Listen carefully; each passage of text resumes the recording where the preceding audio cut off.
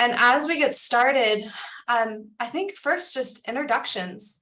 I know that most of you know who is speaking today, but it might be lovely just to have them introduce themselves. So Dr. Porges, would you mind offering up a brief introduction?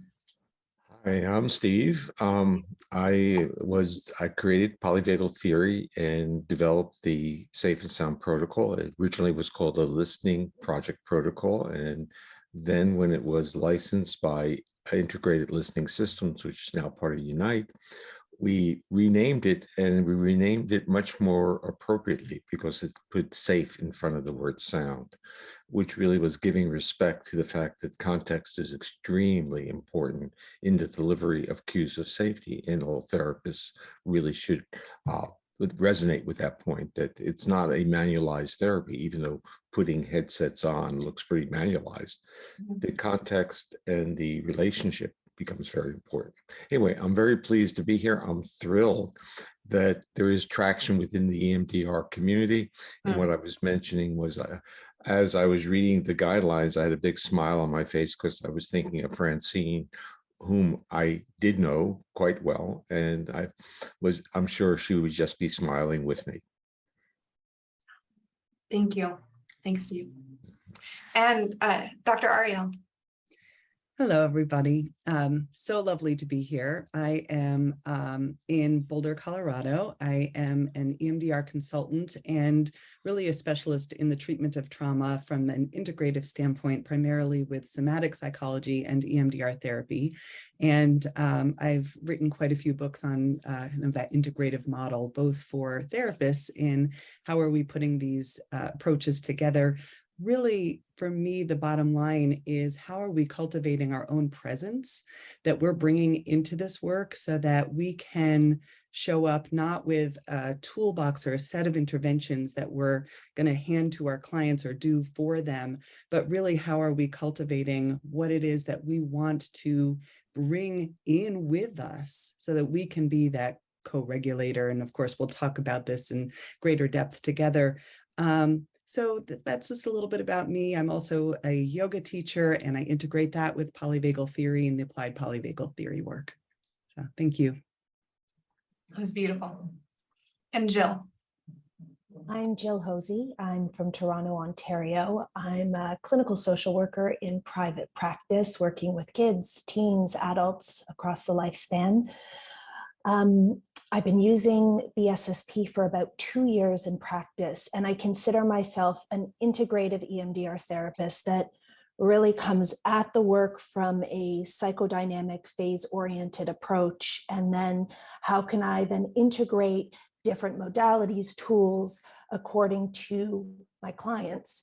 And so it becomes, how can I listen and hear and see what's happening for my clients, and then really choose approaches, ways of being, modalities that are attuned to my client. And that led to, and after many, many mistakes, working alongside a wonderful group of people to develop the guidelines or recommendations for integrating the SSP into EMDR therapy. And I'm so happy to be here with all of you today. Yeah. Lovely. I will speak more about these guidelines that both Steve and Jill referred to, and they are available if you are an SSP provider. They're already available to you. And if you're not yet an SSP provider, but practice EMDR, and we have an excerpt that you can download and sort of sort your way through and see if it's something that is intriguing to you. So as I sit across from you three, and I'm just going to lay out the intention for our conversation today. When I sit across from you all, I saw this Venn diagram the moment I thought about, we were like, okay, how do we build this conversation? It's this Venn diagram, and there's a circle representing polyvagal theory. There's a circle for EMDR, and then there's a circle for SSP, or the Safe and Sound protocol. So with any Venn diagram, there are these portions that overlap between each of the circles, as well as what feels like this sacred center space where all three of them overlap together.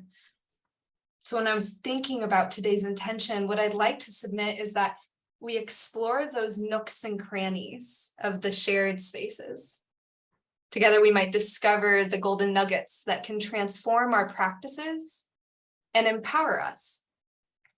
Ariel, like you were saying, to create the conditions for healing through reprocessing and memory reconsolidation. So how does polyvagal theory and a polyvagal theory perspective shift and change EMDR therapy, and in what ways can we use the Safe and Sound protocol to bring the safety into a felt sense and not just a head knowledge? So with that, Yeah, I'm going to step in. Yeah, please do. And I just want to emphasize and not pass over this common space of being safe. I think what has happened in the world of psychotherapy and even all forms of medicine is that treatments become manualized and they don't take into account the state of the client. So you give something, you give a medicine, you do a treatment. And the real point is that the client's neurophysiology accessible, the nervous system there. And we use terms like being present or being in a shared space. You know, we use all the metaphors. But what we're really saying is the body of the client safe enough to allow another to come close to? And the overlapping space of EMDR, as with other forms of therapy, is that the client has to be in a sufficiently safe neurophysiological state. And the overlap with SSP is SSP was designed to try to get people into those states. Now, that being said, I'm going to tell you what I learned along that journey, and then I'll back off and let the discussion go. I learned that many bodies are not prepared to feel safe. That if you bring into the session or you bring into the context an adversity history, and that's just, you know, code word for having trauma, whatever it may be, is your body has been retuned to be more defensive rather than to be accessible. It's going to be hypervigilant and cautious. It's going to do what it should do when it's under a state of threat. Now, what the SSP is doing is leaning in and literally using circuits that evolved to calm us down. And it's using those circuits basically very much like a mother engages a crying baby with intonation and vocalizations, just the way you would talk to your pet with prosodic ones, except it amplifies it in a way that the nervous system can't refuse it. It has to respond to it. And what we learned along this interesting journey when the trauma world, you know, wanted to try the SSP is that many people are not ready to feel safe. And so their bodies do respond to SSP and they become accessible. But based upon their clinical history, those feelings of accessibility get reinterpreted to feelings of vulnerability. And then you have the reactivity. And this is where the merger of all these practices, whether we talk about EMDR or other forms of psychotherapy, they are dealing in the world of trauma of how do we enable people to give up their defenses. And the SSP basically says, if you can get, or let's say the application, and I view the goal of this forum is to basically say that the SSP is a tool that therapists can use to help their clients reclaim, I'm going to use this term, reclaim their evolutionary heritage of being a species that calms down in the presence of others. Oh, that's so good. It's so good. And I got to experience that in my own body and going through the SSP. And so I can just validate that from my own experience. I'm Jill, I'm not sure if you had that as well. And I'm so curious when we think about from an EMDR perspective, knowing that safety is the foundation. There is no other foundation that we can stand on in order to engage and be in relationship than safety. And I'm curious, when you think about scaffolding experiences of safety, can you talk about why that scaffolding from an EMDR perspective is important? And how does scaffolding the experiences of safety create these conditions for reprocessing and memory reconsolidation?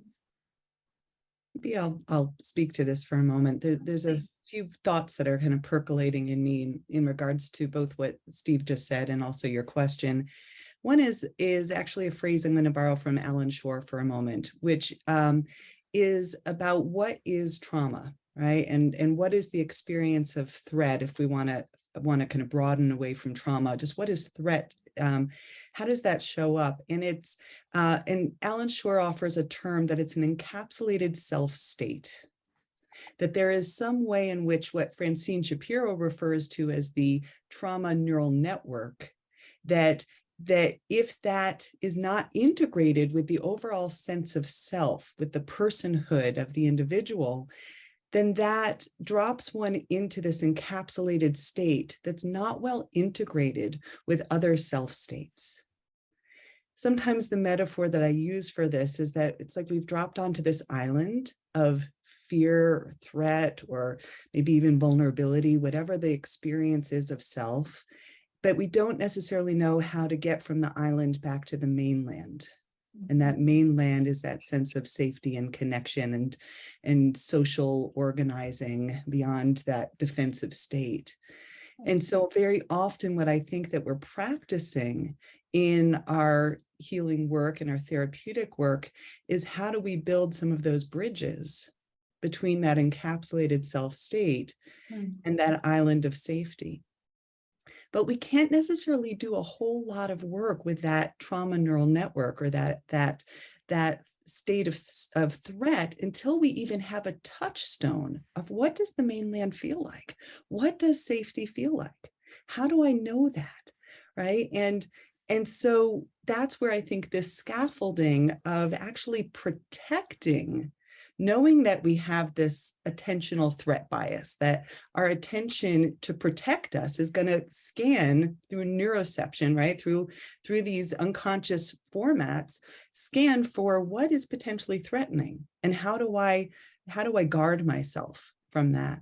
So we need to actually retrain attention to be able to stay with or tolerate or build more capacity to be with safety for longer amounts of time. Go ahead, Jill. Oh, thank you so much. As I'm listening, I'm thinking about this idea of building bridges, and there is this why we may incorporate the SSP, but the how is so incredibly important. And the how, this is where the scaffolding comes in, the ongoing learning. What are our clients' implicit and explicit ways of making meaning of themselves, of others, of the world? What is needed? So we're continually learning about our clients. What does safety mean to them? What does it mean to be in proximity to another? And as we learn that, the how we may incorporate these interventions, the SSP, how we may be able to get closer to experiences of ease starts to grow. And this is going to be unique and different for each person. How we build the bridges. How does my client relate to others? How close can I get to this idea of safety before even integrating the SSP? And then in micro moments, introducing the SSP.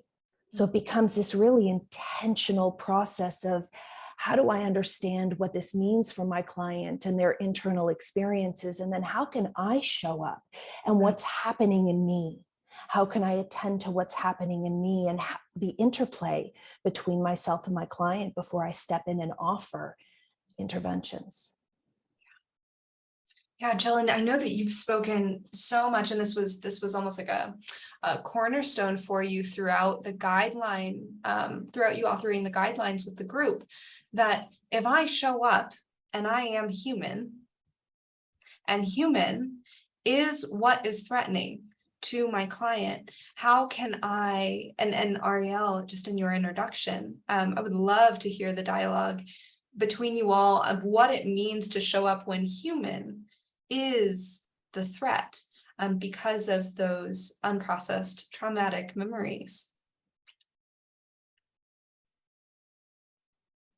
I have an initial thought in response to that, which is that if we think about our presence, going back to that word, as an intervention in itself, then we can actually be wise about modulating how much we're showing up in relationship.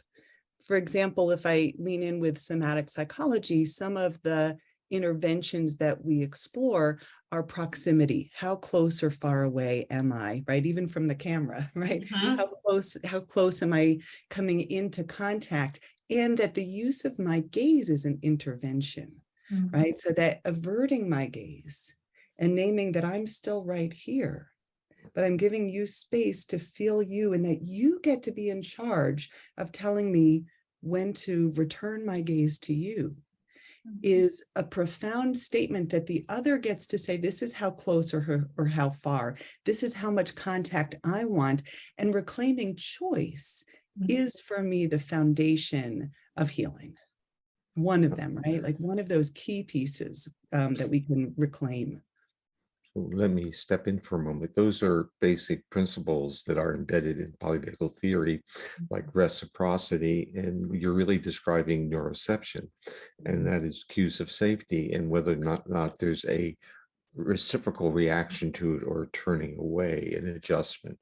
So we become more aware. I think that Venn diagram of polyvagal theory is saying, you have to understand what another person is as a stimulus to the client, and that stimulus is going to create different types of responses based upon the physiological state of your client. So there's what I call an intervening variable, it's physiological state. And when we get into this notion of what is feeling safe, I'm actually going to give you an operational definition. When our body is supporting its health, growth, and restoration functions, basically homeostatic functions, we feel safe. When the body is not doing its job, it's sending cues to our brain that we're under some type of threat, whether it's inside our body or outside our body.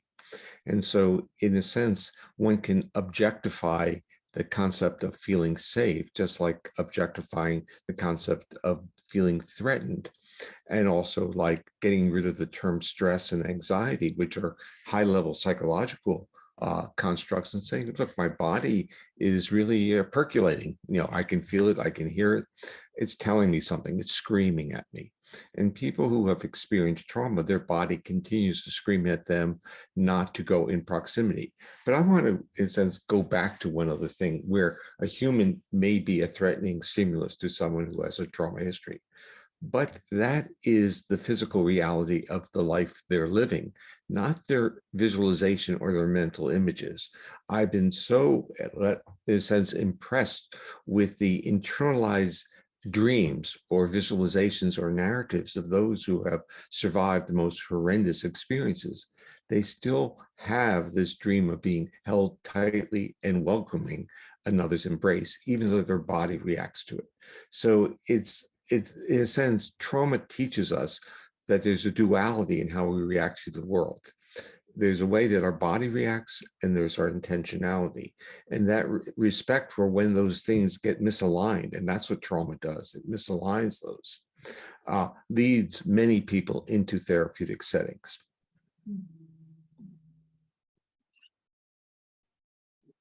Jill, do you have anything to add? I'm percolating on this. Let me give you the code word.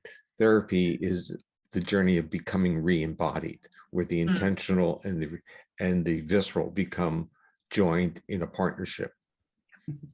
Sounds very yogic to me. Isn't that interesting? Jill, would you like to respond, or are you okay? Okay, perfect. You all are getting lots and lots of love in the chat. I'm tracking it, and there have been many ahas that have been named, along with beautiful conversations that are happening, and it's just lovely to see. Ariel, you made such a fascinating distinction when you and I were chatting before this conversation a couple weeks ago, and I'd love to sort of unravel it. Because I'm still thinking about it, and so I'm wondering if it might bless the group that's listening. You made a distinction between polyvagal theory and somatics. And I really am fascinated by that. And I'm wondering if we can just dive into a bit more and speak it to What is that distinction? And is it maybe large or small? Is it nuanced? And then why would both be important as one thinks about EMDR and maybe the shared space with SSP, Jill and Dr. Burgess, if you'd like to jump in there as well. Yeah, I'm so curious. I have no memory of what distinction I made. So you're going to have to jog that in me for a moment, if you don't mind. Totally. So I was talking about these Venn diagrams and I was like, oh yeah, one circle of polyvagal theory, one circle EMDR, and one circle SSP. And you said, well, I wonder if there's another circle. And I said, which circle would that be? And you said, somatic work. And then I was like, oh, fascinating. I think I was using polyvagal theory and somatics to be simultaneous or interchangeable. Right. Right. I'll help you, Ariel, on this one. I think when people use the word somatics, they're talking bottom up. And polyvagal is both bottom up and top down. And I think that may be what you were trying to allude to in that dialogue. It's a very interesting revisiting. I think there's a something for me that's continuing to move around. First of all, I think that some somatic modalities are also top down and bottom up, right? If I think about sensory motor psychotherapy, that's certainly also going to involve some cognitive processing and so forth. But if I broaden out to the field of somatics, for me, I think the journey has so many parallels about what you said around Steve about re-embodying, right? Like the journey of re-embodying and what occurs for me, like even just at a very personal level of what were the barriers to my own embodiment, right? Even the earliest life experiences in utero, attachment, right? Being born into the world, what were those earliest imprints, if we want to use that word, and how do we start to look at how does that show up? Like what do we recognize as those signals, as you spoke to earlier, Steve, about kind of how is the body letting us know when we don't feel safe, and also how physiologically do we get those cues of what is safety?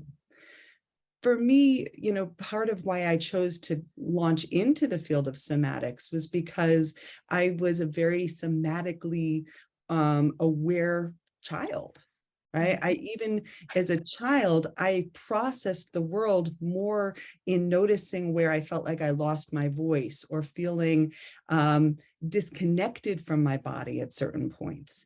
And it also had these contrast points of engaging in certain forms of embodying processes, whether that was through body mind centering or through yoga, that I had this felt experience of coming home to myself, feeling more unified rather than kind of stuck in that duality, as you spoke about, Steve, about stuck between my head and my body as feeling somehow at war with each other.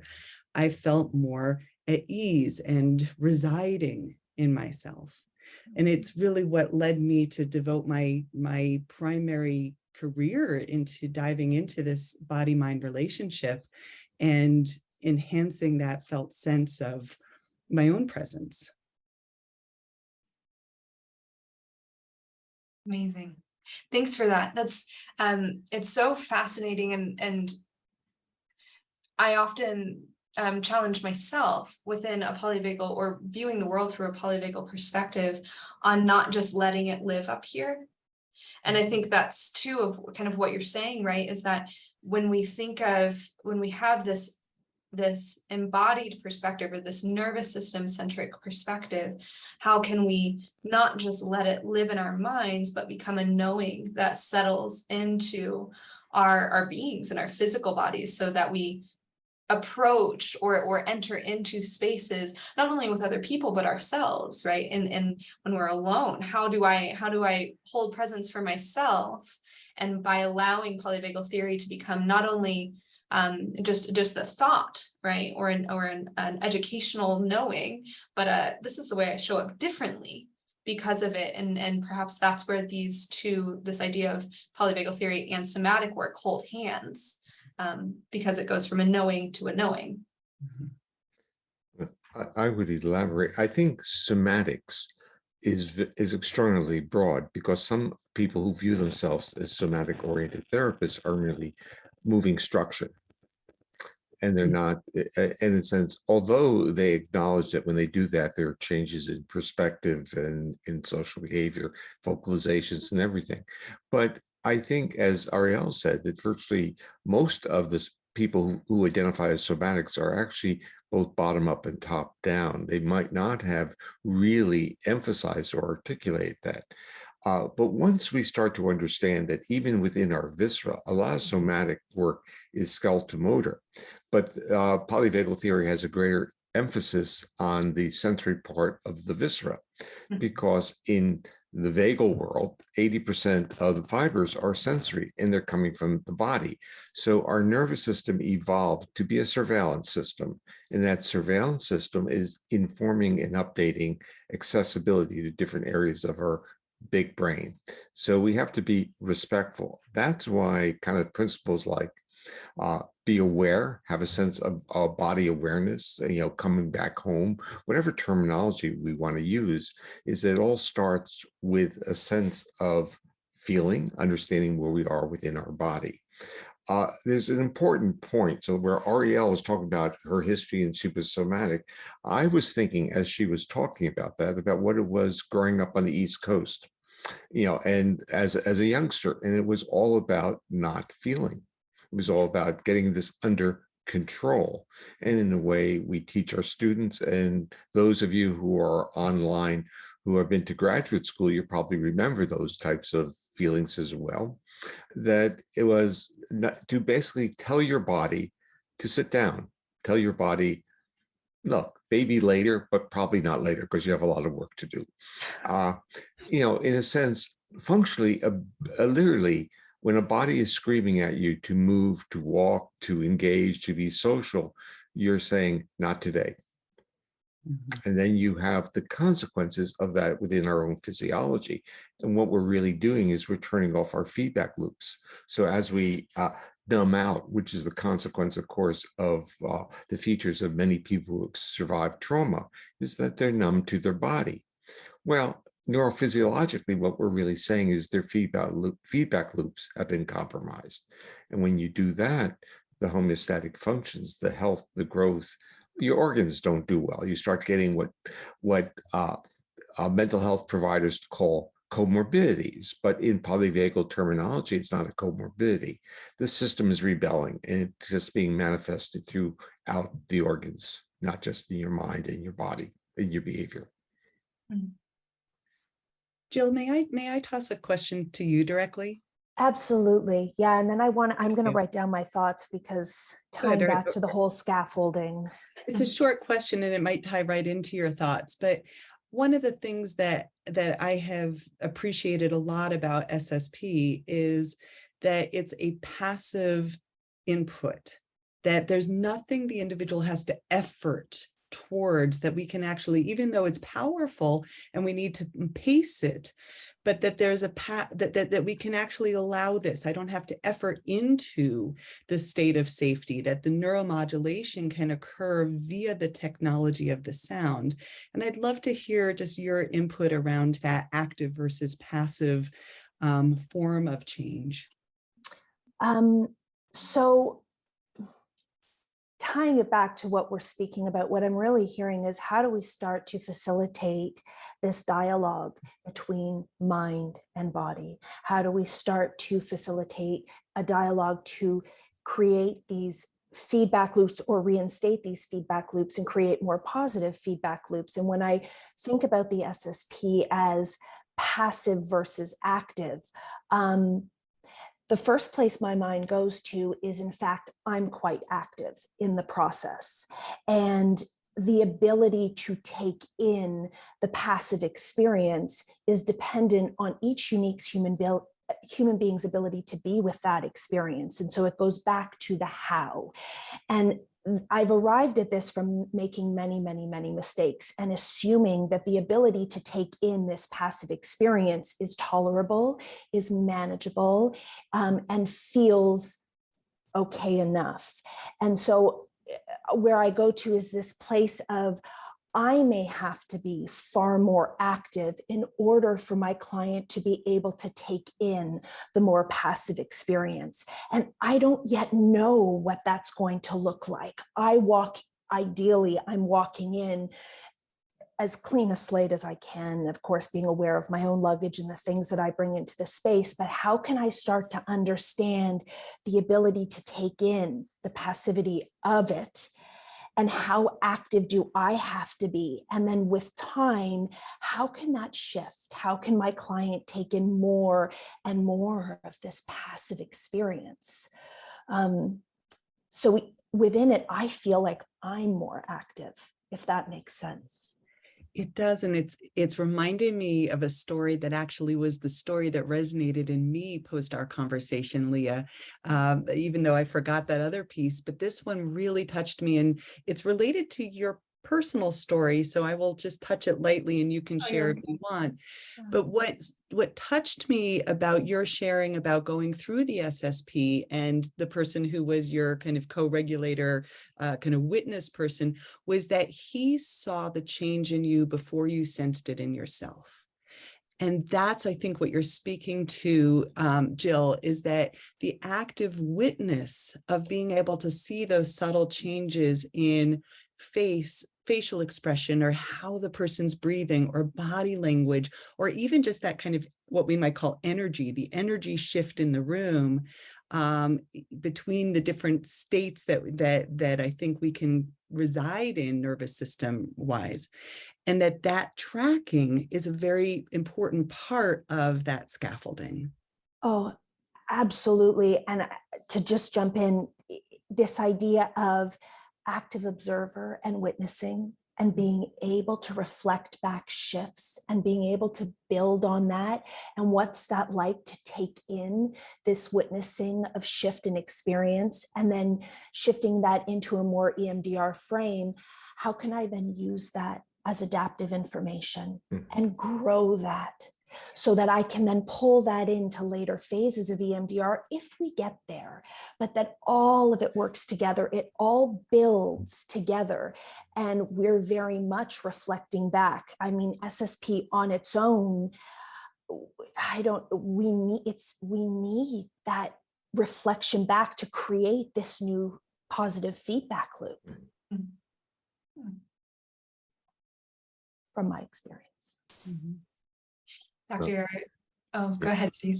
Well, I was going to say that polyvagal theory directs you what to look at, and that's very important. So it says focus on the attributes of the social engagement system, the neural regulation of the facial muscles, the intonation of voice, the head posture, the muscle tone throughout the whole body. So you know what to look for, and you can see it. And so you see what we use words like softening up, or looking more exuberant. There are all these words, but what's happening is neural tone is changing to the face. People are actually hearing the ends of words better. They're engaging. Their voice is changing. You can see this, but you have to literally be instructed to look at this. And it becomes very helpful in the dialogue between the therapist and the client. Now, back to this notion of when I developed the intervention, I thought it was going to be, quote, a stealth intervention, that you could sneak it in and people wouldn't even know what was going on, and they would become socialized. I was working with autistic kids, and I was getting actually some interesting effects. But I realized that, what was happening, people were changing. And then the point was that other people thought they were the instrument of the change, whether it was the parent or some other therapist, but they didn't attribute it to this, because how could just passive listening do anything? It could be calming, but how could it stimulate a reorganization, trigger a state change? So it was a very interesting personal journey. But the notion was, could I get something into the nervous system? What I hadn't counted on was sometimes cues of safety can be cues of threat based on a vulnerability. They're not cues of threat, they're cues of vulnerability to threat. Right, I let down my guard, right? From not going to do that again. Not going to do that again. from an IFS perspective, we've gotten past the protector, and all of a sudden we've accessed that more vulnerable state of the exile or the emotional part. And then all of a sudden the protector is like, well, wait a second, I lost control. This, and can come back in a little bit stronger. And I think that's this delicate piece of navigating that actually our different self states are have different needs and sometimes different competing needs, right? If at some point attachment felt very frightening, and yet there's still a part of me that has a deep longing for that, and so now we've got an inner conflict, and that's great. We can work with that therapeutically, and so that's what's so magnificent about holding SSP within a therapeutic container, is that then we can work with what arises in relationship to this input. Jill, I wonder if you might be open to sharing about the part that you had arise, or a client had arise in a session that you've shared with before, where they were listening and they'd gone through the SSP, and all of a sudden they hit a wall, and there was a part that was like, "You're not coming in here." Do you remember that? Absolutely, yeah. So that was the lead up to introducing the SSP, and me not mindfully considering my intention and what was the initial work that needed to be done, or the exploration that needed to be done, to become curious around, are all aspects of you, are all self states, are all cells within you receptive and open to taking in this listening and this sound, or are there inner objections? And this was a massive learning moment for me, in recognizing that there is a lot of initial curiosity and exploration around objections to being able to be with this passive experience of what's not just listening, but so much more than that. And what do we need to explore? What inner work, what inner dialogues and collaborations or bridges do we need to build for it to be okay enough to be able to allow all cells inside to be able to be with and take this in? And it was, again, a learning moment for me of being curious around, is it okay for us to even explore this? Is it okay for us to even be curious about it? Can we just be with, and can we be here and listen to the objections, as Dr. Porges says, the objectives to possible vulnerability and what that would be like, and using myself in a very active way within that space before moving in to the experience of listening. To me, the bottom line of what you just said, Jill, is that there is no bad or wrong nervous system state. We want to actually respect that even the cues of defensiveness have a story to tell and need to be welcomed into the folds of our relationship, because very often it was that rejection of that defensive state that led to the wound. It didn't get held relationally. So we have an opportunity to create repair around welcoming in the fear, the shame, whatever it might be, and knowing that relationally that can now be held. And that's powerful.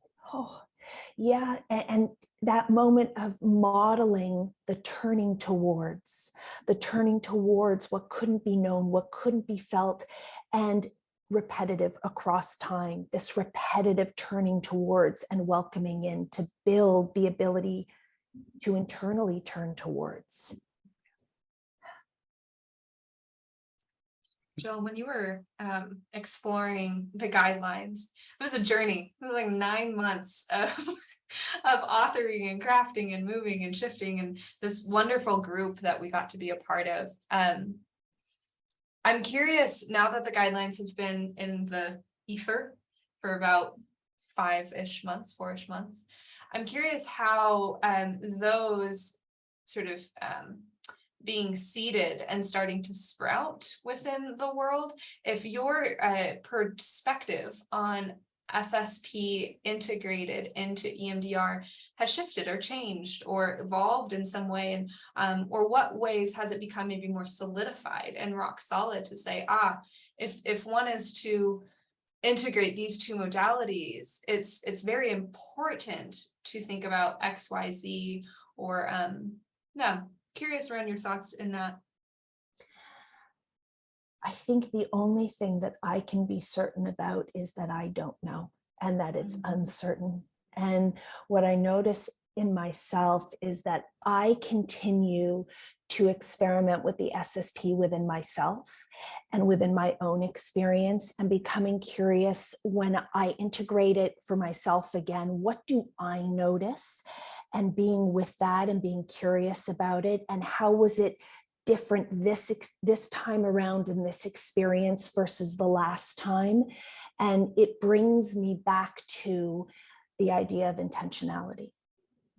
That's really where it brings me back to that's what I can be certain about, that there's an intentionality, that there's a why am I introducing it, and what's my intention, and when, and what are the conditions that are needed to be able to be with, and how do moments across time and what's happening in the world and everything and anything contribute to that. And so it brings me back to this idea of intentionality and just how important that is.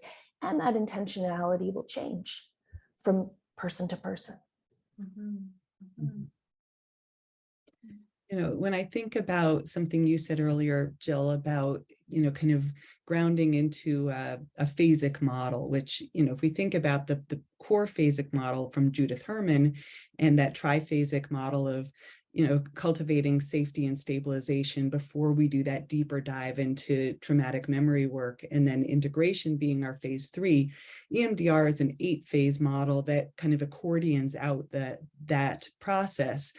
And I think about the scaffolding, or that cultivation of the mainland of secure self-state or safety, as what we're doing in Judith Herman's phase 1, or in EMDR phases 1 and 2, history taking and then preparation, is that we can kind of build those pockets, or those moments. Even those moments, or I'll borrow from Deb Dana for a moment, right? Kind of catch a glimmer and turn it into a glow. How do we stretch out a moment of nourishment or receptivity or tolerating vulnerability or eye contact and those little tears that showed up of receiving the other person? And then we can use in EMDR what we think about in preparation phase or resource development installation is that action of stretching, savoring, and being with that experience of safety and connection and whatever else we might want to toss in there for longer periods of time until it becomes more familiar, a touchstone of connection that becomes more of a predictable place to return to. You said, Jill, before that there's a way in which we initially might get this interpersonally, but then it becomes a way that we turn towards ourselves. So co-regulation is going to precede that self-regulation. I'm touching into my own SSP experience. It's what I draw most of these things from, just because it was so pertinent in my own body 3 weeks, 4 weeks after I had completed listening and had what felt like a revelatory experience in my own self and in relationship with another, in this dyadic relationship. I went on a walk with them, one of my very best friends who knows me and my anxiety quite well. And we were walking, and all of a sudden she just stopped walking. And I looked at her, and she said, "Leah, you seem like you feel really safe." And I looked at her and said, "Oh my God, I do feel really safe." And to what each of you are speaking to, going through the protocol, it wasn't in relationship to EMDR, although I'd be fascinated to experience it. Going through the protocol and then allowing those neural networks to continue to become familiarized with the cues of safety that were already around me pre-listening. But now my body and my system had the openness to start taking them in and saying, oh, a smile is actually a smile. It's a sweet thing. It's a good thing. And my system going, that does feel good. I have this flexibility now to take it in, and just how that experience stretched over time became more and more and more solidified within my own system. Dr. Porges, I saw your eyebrows go up a couple of times, and I'm curious what you think about that. Well, I think that's what it's all about. So when so the issue is time changes and you can start experiencing, as opposed to this idea. Well, people say that, trauma loses time, but when our social engagement system comes on, then we savor our interactions and time expands. I wanted to flip back to an experience, not that I had, but was reported to me by a therapist in Poland who was trying the SSP with a refugee woman, and without initial guidance from Unite. And she put the headphones on. She wanted to, in a sense, calm the person down. Actually, they wanted to work with the woman's child, and they want to get the woman calmer first. She lasted 46 seconds before she pulled the headset off. But if you think about this whole adaptive function, she was coming out of a war zone. Giving up her hypervigilance wasn't an option. Her body was doing what it's supposed to do, but it was not compatible with being accessible. And we have to kind of look at our clients, our spouses, our children, and ask ourselves, is their nervous system accessible? Can we come in? As opposed to thinking it's an intentional behavior. That becomes this real decision. And Leah, for your friend, she saw in you the features of the social engagement system, which are spontaneous. They're not, if you fake it, it doesn't quite work the same. We know that. And we also know, and this is actually recent research out of my group, with mothers who are calming their babies after a still face, that the mother's voices are more prosodic, the baby's behavior calms down and the heart rate goes down. If their voices are less prosodic, but still have some prosody, it's not very effective. So the notion that we're really trying to say is SSP is tapping into literally a program that was set in our DNA, and it's exploiting it in a positive way. But when our bodies have been challenged or traumatized, that circuit now has to be nullified because it puts us in additional risk. And in the world of trauma, which most EMDR therapists are in, they have to create the setting condition. This is the main point that we're all making. The setting conditions, the person has to feel safe enough to welcome in the SSP and to welcome in the EMDR therapy.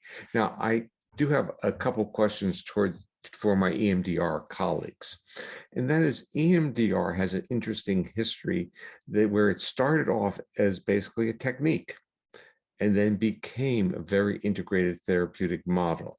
And so when we're talking about 8 phases, that's not where it started. So I'd like to hear, because we're really talking about something that is in a way paralleling SSP. SSP started off as, quote, a therapeutic technique that should be helpful to anyone who tried it, and then became informed by the use of it in various clinical populations.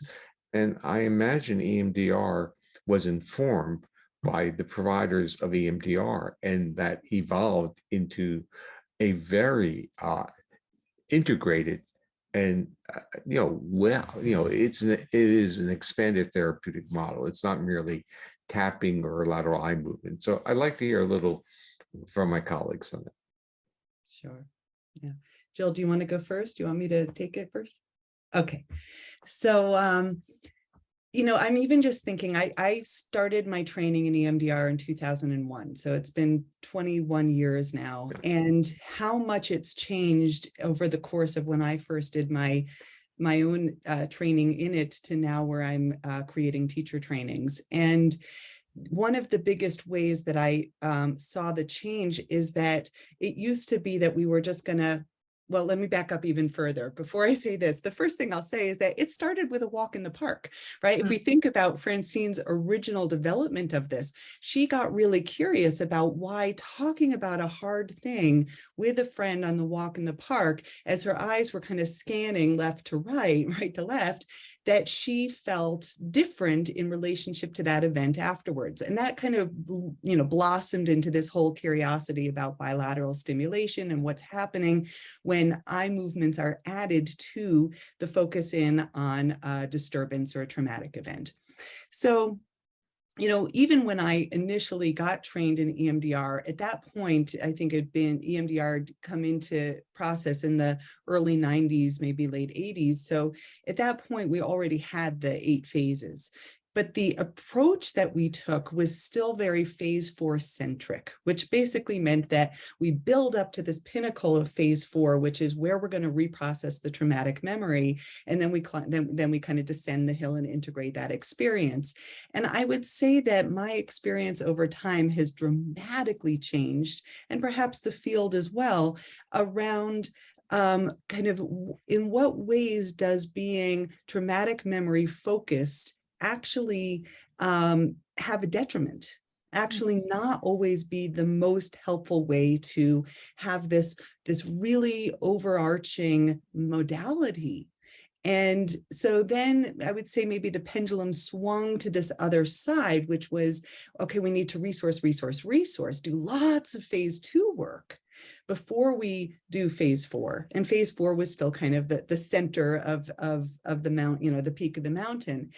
And now I would say that the integrative approach, and Jill, I'd love to hear your thoughts on this too, is that we're actually recognizing that there's a real value in not withholding and waiting to turn towards the hard stuff. It's there right from the beginning.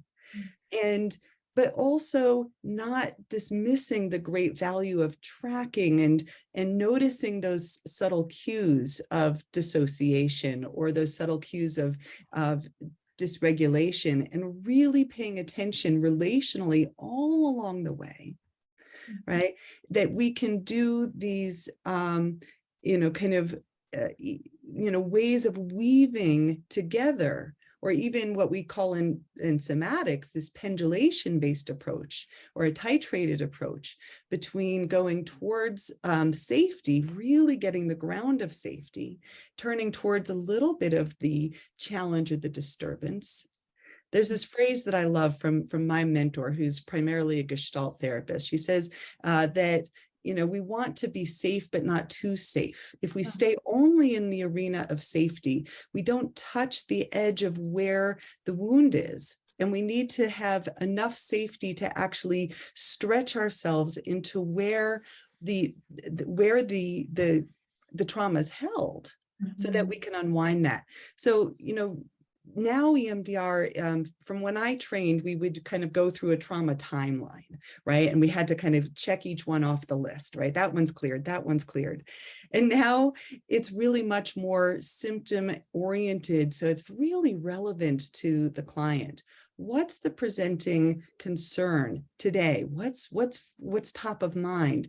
And how do we use a very kind of carefully integrated EMDR in kind of this recognition of what is bilateral doing in those moments? We can come back to that, but what's bilateral doing that might actually help us do these very mini pendulations between safety and disturbance?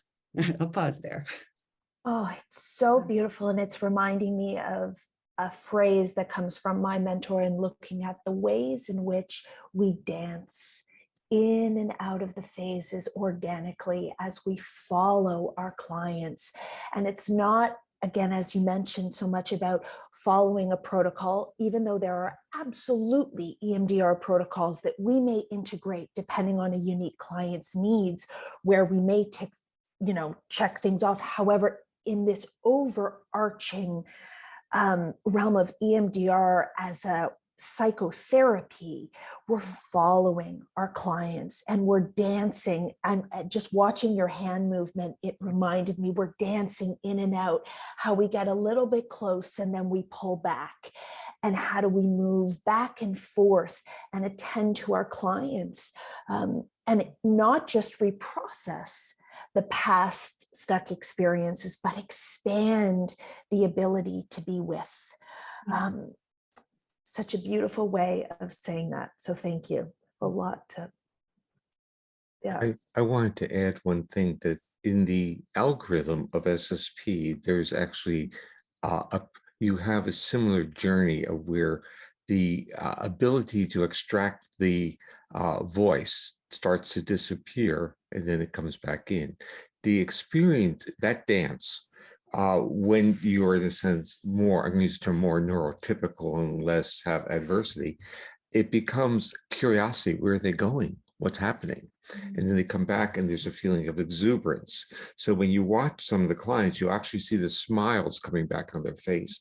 Now, when I started to remodel the SSP for, I'd say, individuals with more severe trauma, I decided to protect that frequency band because that's where the contact of human speech is, and that's where the safety is.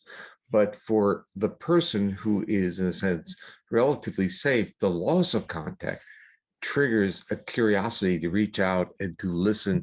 And then when it comes back, it's like, oh, I'm home again. So that ended up being the one that protected became SSP balance. And the core had these big sweeps, and it was a dance. It was a progressive dance of more and more frequencies. It was very similar to the metaphors that you're talking about, but embedded in it. And I thought it could drive that psychological, or let's say neurophysiological experience. I was naive that becoming engaged was a vulnerability unto itself. And that's where I learned from the trauma world, and the trauma survivors have taught all of us that. Yes, yes, yes. And I think that, yeah, oh, go ahead. Go ahead. I'm so sorry. It's hard to believe we're actually at the hour. And so I do need to pause us here, but that so rich in conversation. And as people are getting on to the thing that they need to get to next, I just want to bookend us here and thank each one of you for your contributions today. Your minds are beautiful and fascinating. I was staring off, smiling multiple times because of just how much you have to give. For every single person here, you all are doing incredibly important work. And we're thankful that you took an hour today to be with us. But a huge thank you to all of you. No matter what modality you're using, no matter where you are in the world, you're doing what really matters.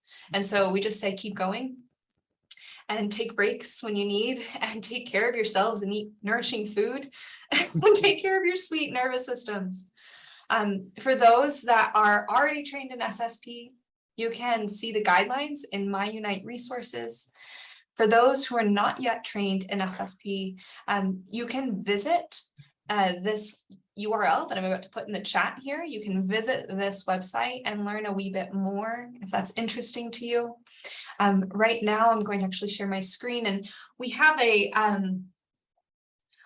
sweet offering to give to you all if you were to sign up for the SSP before the 31st of July. It comes with one of Deb's incredible resources that will teach you more about the way to integrate not only the SSP, but then polyvagal theory into your therapeutic practice. So if that is interesting to you, you can find more out on our website. And then the last thing that I wanted to share was, if you'd like to learn even more from the three that are sitting here amongst others, we invite you to attend in person or virtually. We're having our 2022 Polyvagal Institute and Unite Safe and Sound Summit. So Polyvagal Institute gathering and the Unite Safe and Sound Summit, where Dr. Porges, Dr. Ariel, and Jill will all be speaking and participating in. I wonder, since you all are actively going to be participating, is there anything that you'd like to share about the summit that feels top of mind for you as folks are listening? Let me be the first to make a statement. It's in my hometown. It's a beach town called Atlantic Beach, and we welcome you face to face, which is after 2.5 will be closer to 3 years. We're really looking forward to touching the community again. The first SSP gathering was 2.5 years ago. Was actually more than that. It was 3 years. It was at least 3 years. It was before the pandemic. And no one left that conference without tears in their eyes. So it was such a wonderful period of time of connection. So I hope you come. Jill and Ariel, anything to add? I just want to share what I'll be participating in is a really integrative panel at looking at the ways in which the SSP can be integrated into different therapeutic modalities. And with that said, I feel it's so incredibly important to honor my colleagues who co-authored the guidelines alongside me, because this was so much of a group effort. And so I want to put it out there and thank Lori Bellinger, Elisa Fernandez, Nicole Black, and Marshall Lyles for their incredible collaboration and just insight and experience in being able to come together and develop the guidelines, which we'll discuss on the panel at the gathering. And I'll just say very briefly that my focus at the gathering is going to be a collaborated effort with Jan Winhall, and the two of us are going to be really holding space for an integration session around embodiment and EMDR.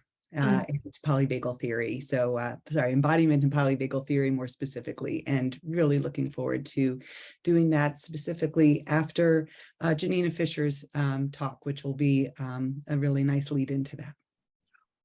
Sweet. Thank you. We sincerely cannot wait to welcome those who come in person and those that attend online. It will be a time for inspiration, a time for evolving our practices together through community. That you know, we cannot do this alone. We actually can't. We need each other. And so we look forward to welcoming you. You can learn more by visiting our website, and then you can see all the different ways that you might engage with this event in October. It would be our honor to have you. Thank you all again. And thank you for those who attended. And I hope you all have a beautiful rest of your day and rest of your week. Thank you, everyone. Thank you.